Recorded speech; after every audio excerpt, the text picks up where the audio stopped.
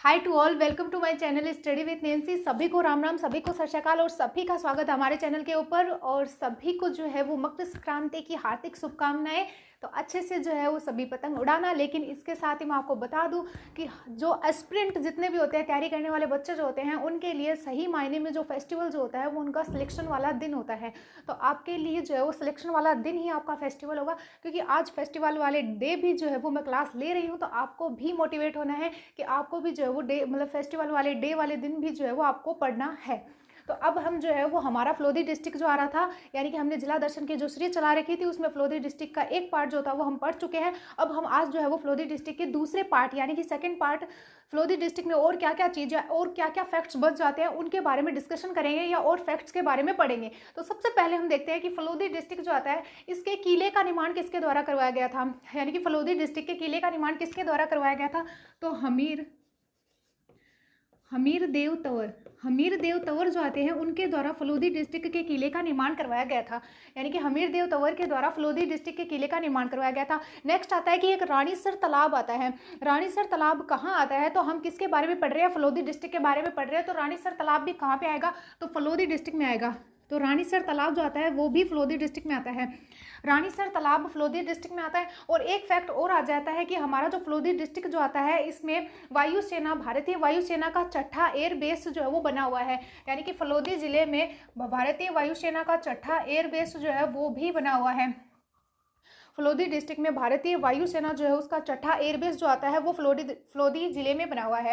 Next अगर हम बात करते हैं कि हमने जो है वो फलोदी डिस्ट्रिक्ट के उपखंड और तहसीलों के बारे में बात की थी, उसमें मैंने बाप जो है वो आपको एक उपखंड भी बताया था कि ये फलोदी डिस्ट्रिक्ट का जो है वो उपखंड आता है। और एक जो है वो बाप और बापड़ी मैंने तहसील भी बताई थी कि फलोदी डिस्ट्रिक्ट की तहसील जो आती है उसमें बाप जो है वो फलोदी डिस्ट्रिक्ट जो आता है उसकी तहसील आती है।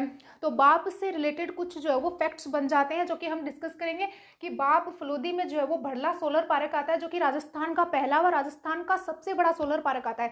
ये आपसे क्वेश्चन पूछ लेंगे और आप जो है वो इसको जो है वो इसमें क्वेश्चन में गलती कर दोगे कि ये जो है वो यहाँ से 2245 मेगावाट अक्षमता का जो है वो उत्पादन करता है। ये सोलर पार्क के 4 चरणों में फेजों में विकसित किया गया है। यानी कि सोलर पार्क को 4 चरणों और 4 फेजों में या 4 फेजों में जो वो इसका विकास किया गया है या इसको विकसित किया गया है। नेक्स्ट अगर हम बात करें तो आपसे एक क्वेश्चन पूछ लेंगे कि राजस्थान का सबसे बड़ा सोलर पार्क कहाँ है, तो आप बोलना कि भड़ला जो बाप में आता है, फलोदी जिले में आता है, वो राजस्थान का सबसे बड़ा सोलर पार्क आता है। और राजस्थान का प्रथम सोलर पार्क जो आता है वो भी यही आता है। और ये कितनी मतलब अक्षमता का जो है आता है, तो ये सोलर पार्क जो आता है वो 2245 मेगावाट अक्षमता का आता है। और ये सोलर पार्क 4 फेजों या 4 चरणों में आता है। नेक्स्ट अगर हम बात करें तो इसका शिलान्यास कब किया गया था, तो 21 अगस्त 2013 को जो है इसका शिलान्यास किया गया था। 21 अगस्त 2013 को, सॉरी यहाँ पे लिखा नहीं है, 21 अगस्त 2013 को 21 अगस्त 2013 को इसका शिलान्यास किया गया था। यानी कि इस सोलर पार्क का शिलान्यास कब किया गया था, तो 21 अगस्त 2013 को किया गया था। नेक्स्ट और बाप में क्या आ जाता है, तो राजस्थान का प्रथम कोयला आधारित बिजली घर जो आता है वो बाप में ही स्थित है।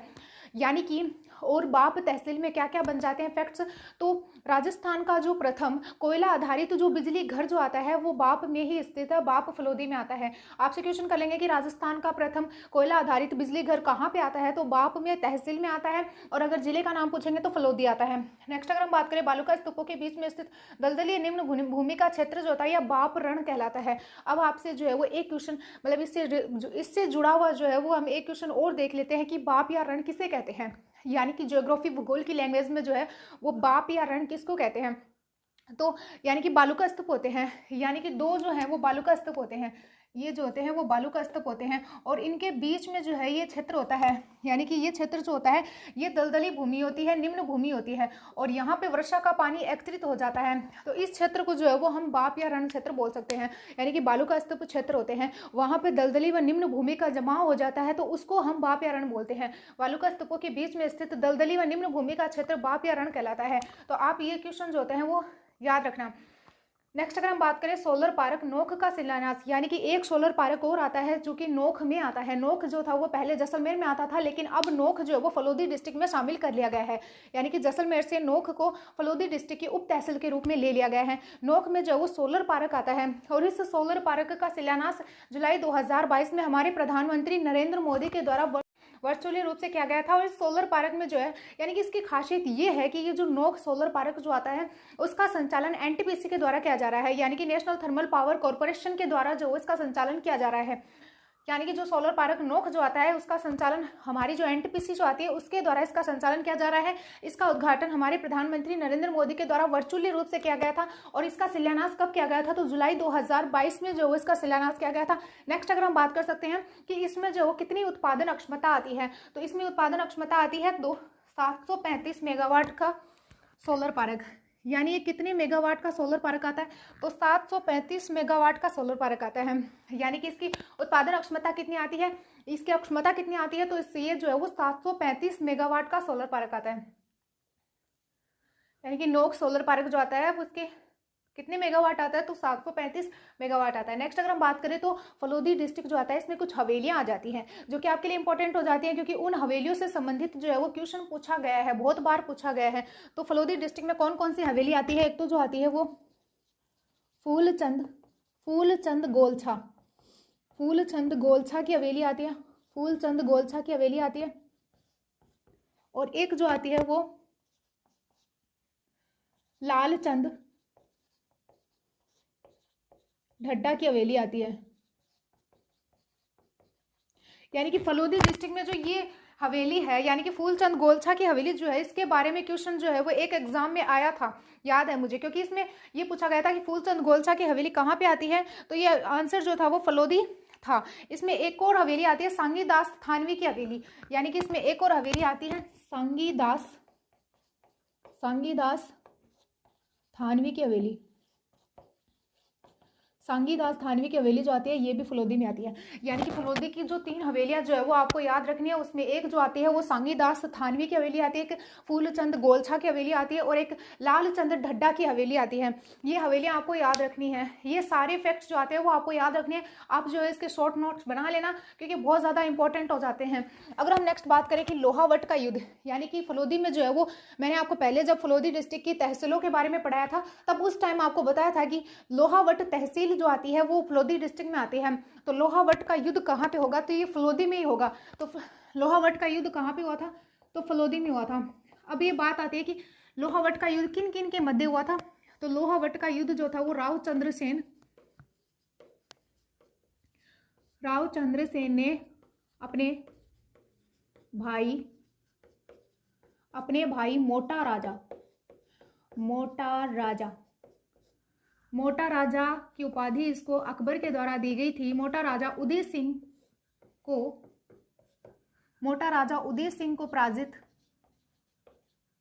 किया था। यानी कि अगर हम बात करें तो लोहावट का युद्ध जो था वो किन के मध्य हुआ था? रावचंद्र सेन और मोटा राजा उदय सिंह के मध्य हुआ था। इसमें रावचंद्र सेन जो थे उन्होंने अपने भाई मोटा राजा उदय सिंह को पराजित कर दिया था। नेक्स्ट अगर हम बात करें तो एक फैक्ट और बन जाता है कि ये लोहावट जो है वो किसके नाम पर बसा था। यानी कि ये लोहावट नगर जो आता है वो किसके नाम पर बसा था? तो ये आप जो है वो लिख लेना, लोहावट जो आता है वो किसके नाम पर बसा था? तो लोहावट जो आता है वो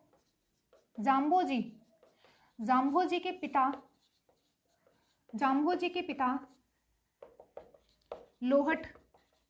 लोहट सिंह तंवर के नाम पर जो है वो लोहट सिंह तंवर के नाम पर कौन सा नगर बसा था? तो ये नगर बसा था लोहावट। यानी कि जाम्भोजी के पिता आते हैं लोहट सिंह तंवर, उनके नाम पे जो है वो लोहावट नगर बसा था। जाम्भोजी के जो मतलब धार्मिक स्थल कौन सा आता है? जाम्भोजी का धार्मिक स्थल कौन सा आता है? ये आपसे क्वेश्चन कर लेंगे। तो धार्मिक स्थल यानी कि जाम्भोजी का जो धार्मिक स्थल माना जाता है वो जाम्भो गांव माना जाता है। नेक्स्ट अगर हम बात करें तो जाम्भोजी जो आते हैं, जाम्भोजी को किन का अवतार माना जाता है? तो जाम्भोजी को जो है वो कृष्ण प्लस विष्णु का अवतार माना जाता है। यानी कि जाम्भोजी को कृष्ण और विष्णु का अवतार माना जाता है। ये क्वेश्चन बन जाते हैं आपको, अभी तो ये लग रहे हैं कि नॉर्मल लेवल की, नॉर्मल क्वेश्चन नहीं होते हैं क्योंकि इनसे जो वो क्वेश्चन आते हैं और आप फंस जाओगे। क्योंकि ऐसे ही जो है वो देवनारायण जी को किसका अवतार माना जाता है? तो देवनारायण जी को विष्णु का अवतार माना जाता है। विष्णु का अवतार देव नारायण जी को माना जाता है। नेक्स्ट अगर हम बात करें तो अवतार माना जाता है रामदेव जी को। किसका अवतार माना जाता है? तो रामदेव जी को जो वो भगवान कृष्ण का अवतार माना जाता है, कृष्ण का अवतार माना जाता है। जाम्बू जी को मैंने बता ही दिया, कृष्ण और विष्णु दोनों के अवतार माने जाते हैं। और पाबू जी को किसका अवतार माना जाता है? तो पाबू जी को जो है वो लक्ष्मण का अवतार माना जाता है। हाड़ फाड़ के देवता के नाम से जाने वाले, प्लेग रक्षक के नाम से, गायों के मुक्तिदाता के नाम से जाने जाने वाले पाबू जी को जो है वो लक्ष्मण के अवतार के रूप में जाना जाता है। अब आता है कि जो जाम्बू जी जो आते हैं उनके मेले का आयोजन कब किया जाता है? जाम्बू जी के मेले का आयोजन, यानी कि ये फैक्ट जो आते हैं वो आपको याद रखने हैं सारे, क्योंकि ऐसे होता है कि ये सारे फैक्ट्स जो होते हैं वो मिक्स हो जाते हैं, जिसकी वजह से आप यहाँ पे गलती कर दोगे, तो आपको ये याद रखना है। नेक्स्ट अगर हम बात करें तो जाम्बू जी के मेले का आयोजन जो है वो कब किया जाता है? तो जाम्बू जी के मेले का आयोजन जो वो भाद्रपद कृष्ण अष्टमी को जो वो जाम्बू जी के मेले का आयोजन किया जाता है। अब भाद्रपद कृष्ण अष्टमी को जो है वो क्यों किया जाता है? क्योंकि जाम्बू जी का जन्म जो वो भाद्रपद कृष्ण अष्टमी को हुआ था। जाम्बू जी का जन्म भाद्रपद कृष्ण अष्टमी को हुआ था। और कृष्ण अष्टमी को क्या हुआ था? तो और कृष्ण अष्टमी को जो है वो कृष्णाष्टमी बनाई जाती है, कृष्णाष्टमी बनाई जाती है, क्योंकि भगवान कृष्ण जी का जन्म भी जो है वो अब हुआ था। भगवान कृष्ण का जन्म जो है वो भाद्रपद कृष्ण अष्टमी को हुआ था। और भाद्रपद कृष्ण अष्टमी को और क्या होता है? तो नरहड़ पीर का उर्स, नरहड़ पीर का उर्स जो होता है वो भी भाद्रपद कृष्ण अष्टमी को लगता है। यानी कि नरहड़ पीर का उर्स जो होता है वो भी भाद्रपद कृष्ण अष्टमी को लगता है। और भाद्रपद कृष्ण अष्टमी को जो है और क्या क्या आयोजित किए जाते हैं और कौन कौन से मेले का आयोजन किया जाता है? तो मेहाजी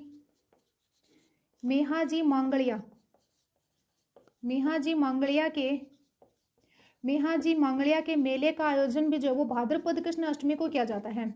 मेहाजी मांगलिया के मेले का आयोजन भी भाद्रपद कृष्ण अष्टमी को किया जाता है। तो आप ये फैक्ट्स याद रखना। नेक्स्ट अगर हम बात करते हैं कि जाम्बू जी के पिता का नाम तो जो है वो लोहट सिंह तंवर आता है। लोहट सिंह तंवर जो आता है वो जाम्बू जी के पिता का नाम आता है। लेकिन जाम्बू जी की माता का नाम क्या आता है? तो जाम्बू जी की माता का नाम जो आता है वो हंसा देवी आता है, हंसा देवी। जाम्बू जी की माता का नाम जो आता है वो हंसा देवी आता है। जाम्बू जी के द्वारा जो है वो विष्णुई संप्रदाय में 29 नियम दिए गए थे। ये आप सभी को पता होने चाहिए, क्योंकि इनसे जो वो क्वेश्चन बन जाते हैं। नेक्स्ट अगर हम बात करते हैं तो और क्या फैक्ट्स आते हैं? किससे? फलोदी डिस्ट्रिक्ट से। किसके बारे में पढ़ रहे हैं हम? फलोदी जिले के बारे में पढ़ रहे हैं। तो वन्य जीव संरक्षण के बारे में अगर हम देखें कुछ चीजें ऐसे अगर हम देखें तो गिद्ध संरक्षण के लिए फलोदी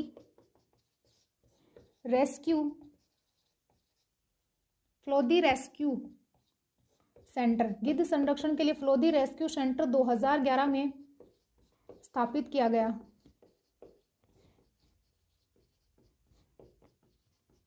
था। यानी कि गिद्ध के संरक्षण के लिए जो फलोदी में रेस्क्यू सेंटर जो था वो 2011 में स्थापित किया गया था। गिद्ध के संरक्षण के लिए रेस्क्यू सेंटर स्थापित किया गया था 2011 में।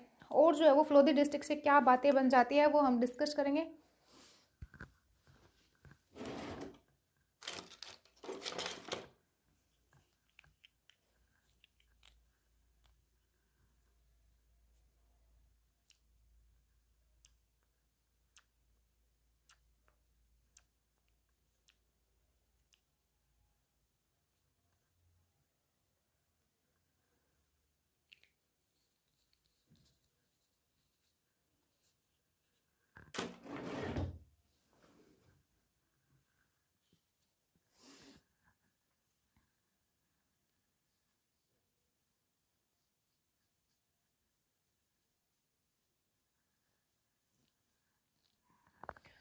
अब हम देखते हैं कि गिद्ध संरक्षण के लिए फलोदी रेस्क्यू सेंटर 2011 में स्थापित किया गया था। नेक्स्ट अगर हम बात करते हैं लटियाला माता जो आती है वो फलोदी में आती है। घटियाला तहसील जो आती है वो भी फलोदी में आती है। यानी कि लटियाला माता अगर फलोदी में आती है तो घटियाला तहसील जो आती है वो फलोदी में आती है। तो लटियाला माता जो आती है उनका मंदिर कहाँ पे आता है? तो लटियाला माता का मंदिर जो आता है वो फलोदी में आता है। लटियाला माता जो आती है वो कल्ला ब्राह्मणों की कुलदेवी जो आती हैं वो लटियाला माता आती हैं। कल्ला ब्राह्मणों की कुलदेवी लटियाला माता आती हैं। और लटियाला माता का मंदिर जो आता है वो फलोदी में आता है, ये मैंने आपको बता दिया। और लटियाला माता जो आती है वो खेजड़ बेरी राय भवानी कहा जाता, चूहों की देवी कहा जाता है।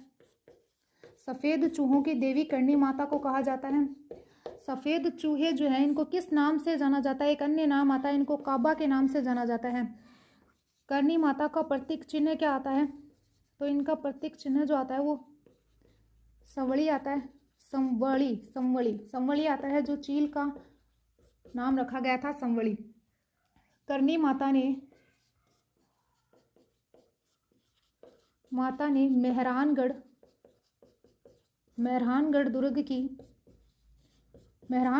की नींव रखी थी। मेहरानगढ़ दुर्ग की नींव जो है वो करणी माता ने रखी थी।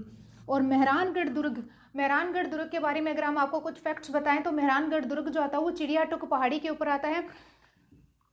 मेहरानगढ़ दुर्ग चिड़ियाटुक पहाड़ी के ऊपर आता है। इसकी नींव करणी माता के द्वारा रखी गई थी। और मेहरानगढ़ दुर्ग जो आता है इसके बारे में रुडयार्ड किपलिंग ने कहा था कि इस दुर्ग का निर्माण जो है वो परियों और देवताओं के द्वारा करवाया गया है। और मेहरानगढ़ दुर्ग के बारे में जो जैकलिन कैनेडी जो आती है उनके द्वारा कहा गया था कि ये विश्व का 8वां आश्चर्य आता है। मेहरानगढ़ दुर्ग में जो है वो नागणेची माता का मंदिर आता है और चामुंडा माता का मंदिर आता है।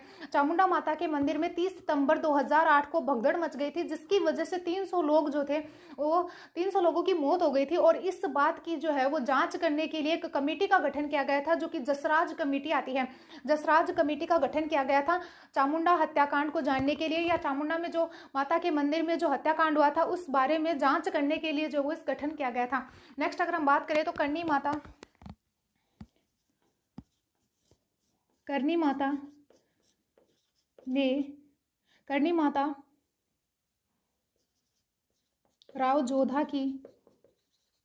राव जोधा की धर्म बहन आती है।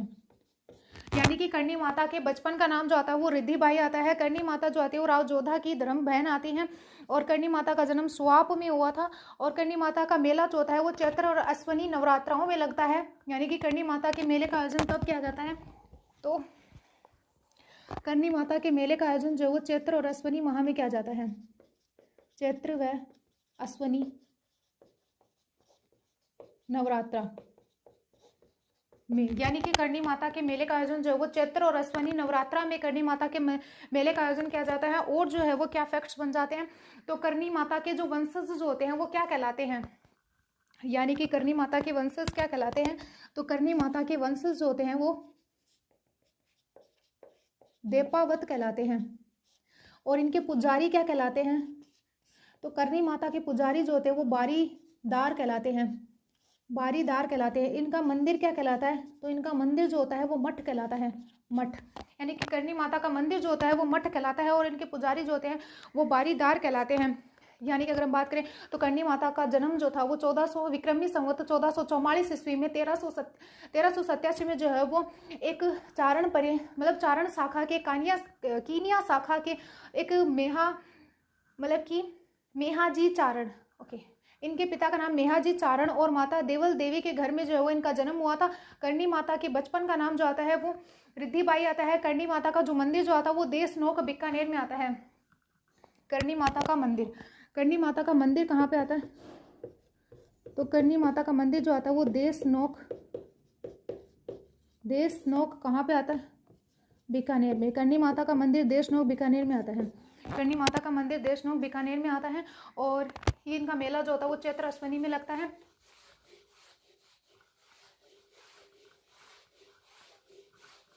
और अगर हम फैक्ट्स के बारे में बात करते हैं तो एक हड़बू जी आते हैं, हड़बू जी महाराज, यानी कि साथ साथ में हम जो है वो कल्चर के बारे में भी बात कर रहे हैं। कहते हैं हमारे हड़बू जी जो आते हैं वो रामदेव जी के मौसेरे भाई जो आते हैं वो हड़बू जी आते हैं। हड़बू जी के कुछ उपनाम भी आते हैं। हड़बू जी को शकुन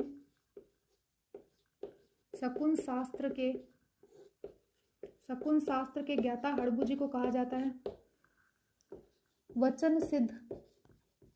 वचन सिद्ध पुरुष कहा जाता है। और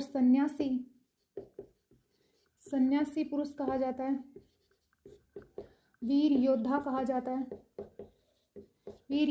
जाता है। अगर हम बात करें तो इनकी सवारी कौन सी आती है, तो इनकी बेंगटी फलोदी, बेंगटी फलोदी में हड़बू जी का मंदिर आता है। राव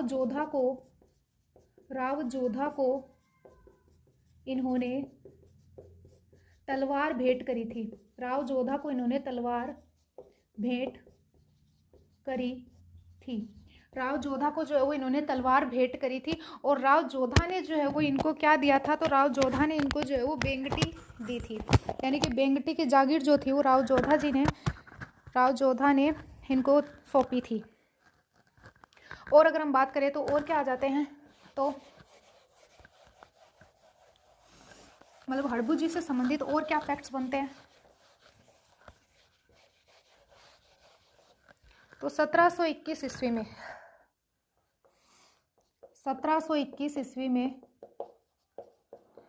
महाराजा अजीत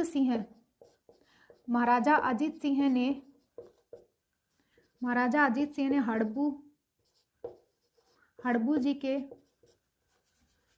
हड़बू जी के मंदिर का निर्माण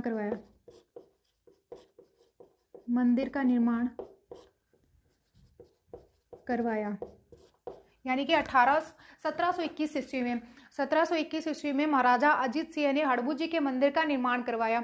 और हड़बू जी जो थे उनको राव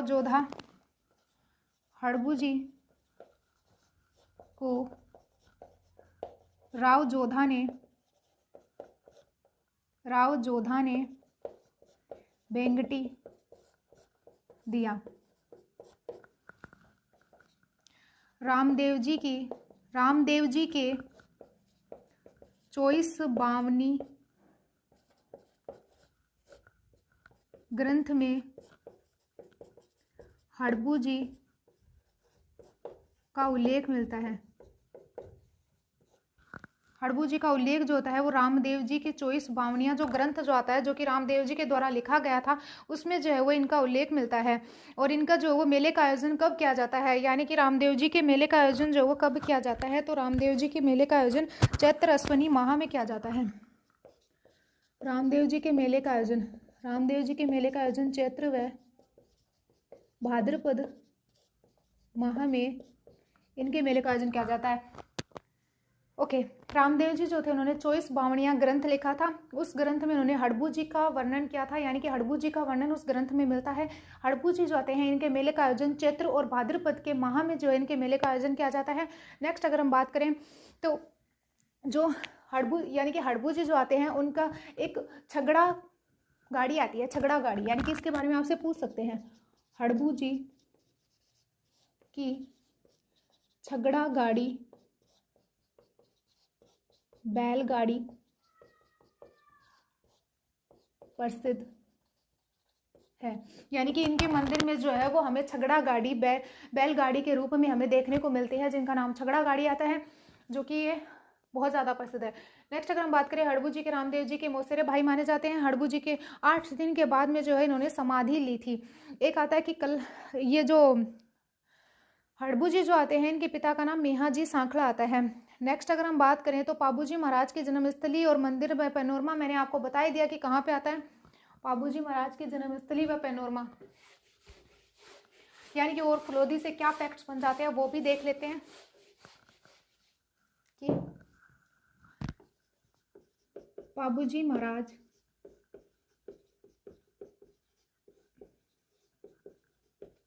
महाराज की जन्मस्थली पैनोरमा मंदिर कहाँ पे आते हैं, तो ये कोल्लू गांव में आते हैं। और ये कोल्लू गांव कहाँ पे आता है, तो ये कोल्लू गांव फलोदी में आता है। और पाबू जी के बारे में जितने भी डिटेल से बातें जो थी वो मैंने फलोदी के पहले वीडियो में जो है वो आपको बता दी थी, तो आप इतना देख लो कि पाबू जी महाराज की जन्मस्थली मंदिर पैनोरमा जो आता है वो कोल्लू गांव में आता है।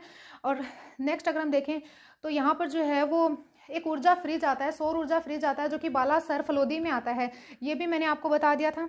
यानी कि फलोदी डिस्ट्रिक्ट से बनने वाले जितने भी मोस्ट इंपॉर्टेंट फैक्ट्स जो थे वो सारे मैंने आपको बता दिए हैं। यानी कि पूरे फलोदी डिस्ट्रिक्ट में जितने भी मोस्ट इंपॉर्टेंट फैक्ट्स बन सकते थे वो सारे आपको पढ़ा दिए हैं। तो अगर वीडियो अच्छा लगा हो तो लाइक शेयर और सब्सक्राइब जरूर करें। Thank you and bye.